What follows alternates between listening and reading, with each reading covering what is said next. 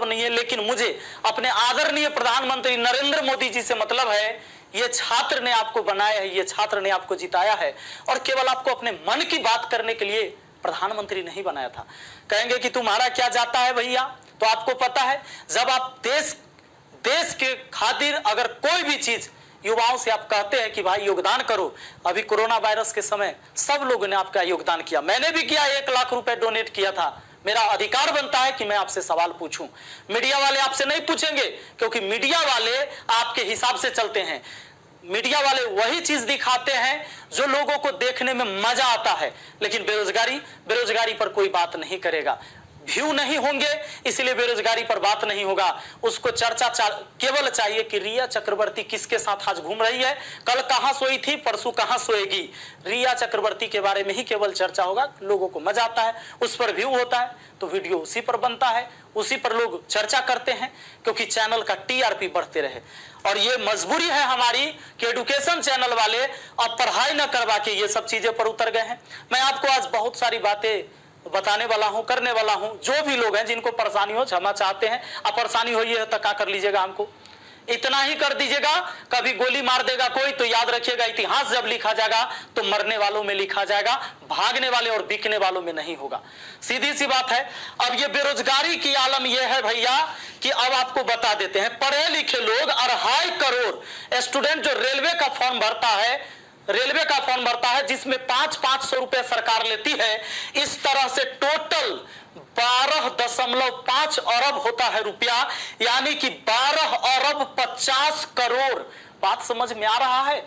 हमें समझ में आ रहा है, क्योंकि मैथ का मैं टीचर हूं तो मुझे समझ में आता है। हमारा गांव में 5 रुपए ब्याज चलता है मोदी जी, 5 रुपए सैकड़ा महीना का ब्याज चलता है। 3 रुपए मान लेते हैं कि मोटा रकम है तो 3 रुपए। अब 3 रुपए से हमने निकाला 3% से महीना का, क्योंकि महीना में ब्याज चलता है गांव में, तो इस तरह से 12 महीना में 12 36% हुआ, 2 साल में 72% हुआ, और ये 12.5 अरब का जो ब्याज हुआ वो 9 अरब हुआ। 2 साल आप लटका दिए रेलवे वाला फॉर्म भरवा के लड़का सबको 500 रुपया लेके। अब आप कहिएगा कि एग्जाम के बाद तो हम पैसा लौटा देते हैं, लेकिन बात यहां यह है कि पैसा तो आप लौटा दीजिएगा, 100 रुपया रख लीजिएगा, 400 लौटा दीजिएगा, लेकिन 2 साल में आपने बिजनेस कर लिया है 9 अरब का। भैया बहुत होता है 9 अरब, कोई साधारण बात नहीं है। अब देख लीजिए, आप कहेंगे कि इतना बकर बकर कर रहे हैं, भाई गरीब आदमी है। जब मेरे अकाउंट में केवल 1,23,000 रुपया था ना, तो 1 लाख रुपए हम पीएम केयर फंड में दिए थे। काहे जानते हैं कि कोरोना से लड़ाई लड़िएगा ना, तो कोरोना से लड़ाई लड़िएगा तो देश हित में ही पैसा जाएगा। इस पैसा से जब वैक्सीन बन के आएगा, या हमारे साइंटिस्ट लोग जब इस पर रिसर्च करेंगे वैक्सीन पर, तो खर्च लगेगा। तो आदमी किसके पास जो औकात था, 1 रुपया, 11 रुपया, 100 रुपया, 50 रुपया, 1 करोड़, 500 करोड़, 1000 करोड़ लोगों ने योगदान दिया, जिनसे जो हो सका।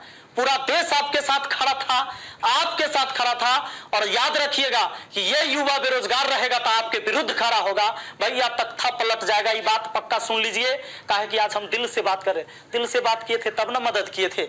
आप देख लीजिए, 30 मार्च को मैंने योगदान दिया था 1 करोड़ रुपए। हमारा तब पागलपन चढ़ल था, हम तो अपन गलती का पश्चाताप जूता से मार के करते हैं, लेकिन याद रखिएगा कि जूता उस नेता को भी पड़ेगा जो वोट मांगने आएगा हमारे यहाँ। याद रखिएगा, ये पूरा देश में अब बवाल होने वाला है। अगर सही टाइम से एग्जाम नहीं लीजिएगा, युवाओं को रोजगार नहीं मिलेगा, तब आपके मन की बात नहीं होगी। हमेशा ये जनता के भी मन की बात होनी चाहिए। यहां पर आपको पता चले तो जिन लोगों को बुरा लगता होगा, सर्च कर लीजिएगा, प्रधानमंत्री राहत कोष में 1 लाख रुपए का योगदान दिया। मैथ मस्ती लिखिएगा, ये लाइन लिखिएगा, मैथ मस्ती लिखिएगा, जरूर आ जाएगा, आपको पता चल जाएगा। हमारा घर भी करकट का है, और फिर भी अकाउंट में 1,23,000 था, 1 लाख रुपया डोनेट किए थे, ताकि हमारे देश में खुशहाली आए और इस कोरोना वायरस से हमारा देश लड़े। ए भाई, वो बच्चा के पैसा दिया हुआ है, जो हम पढ़ाते हैं ना, वो वीडियो देखता है ना, वो व्यू होता है, उसे पैसा आता है, वो पैसा हम आपको दिए थे। पाप लगेगा ना, तो तनी ध्यान दीजिए। यहाँ पर ये देखिए, कहते हैं कथी कि स्थानीय खिलौने बनाकर आत्मनिर्भर भारत बनाइए। खिलौना तो हम बनल है, जैसे मन होता है आप खेल रहे हैं, जो आप कह रहे हैं लोग वही कर रहा है। अब हम कौन खिलौना बने? खिलौना तो जनता बन चुका है आप लोगों का। यह हमारे मोदी जी थे, ये हमारे नीतीश बाबू हैं। इनका चाल सुनिएगा, इनका चाल क्या है। अभी जब चुनाव आने वाला है तो बिहार पुलिस के बहाली निकाल देंगे, बिहार पुलिस के बहाली निकाल देंगे तो भारी संख्या में एग्जाम को करवा लेंगे, रिजल्ट नहीं देंगे। अब एग्जाम दे के लड़का फसल है कि अगर नीतीश जी नहीं आते हैं तो फिर आगे रिजल्ट नहीं आएगा, कोई ना कोई बवाल। चूंकि बिहार में कोई एग्जाम जो है ये ना है कि साफ सुथरा से हो। आप देख रहे हैं बिहार एसएससी का एग्जाम कितना साल में हुआ है, आदमी बूढ़ा गया, जवानी में दिया था एग्जाम और रिजल्ट आते थे बूढ़ा जाएगा।